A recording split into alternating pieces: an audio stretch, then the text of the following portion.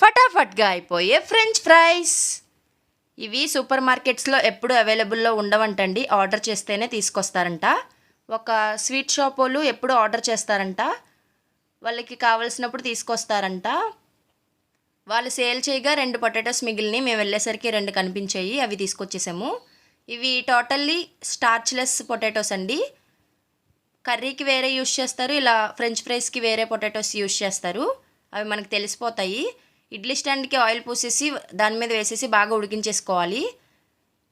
తీసినవి cold వాటర్లోనే వేయొచ్చు, లేదా ఇలా క్లాత్ మీద వేసేసి తడంతా ఆరబెట్టేసుకుని ఒక దాంట్లోకి ట్రాన్స్ఫర్ చేసేసి కొంచెం సాల్ట్, 2 టేబుల్ స్పూన్లు కార్న్ఫ్లోర్ వేసేసి బాగా మిక్స్ చేసేసుకుని డీప్ ఫ్రైకి సరిపడా ఆయిల్ వేసేసి హై ఫ్లేమ్లో వేయించేసుకోవాలండి.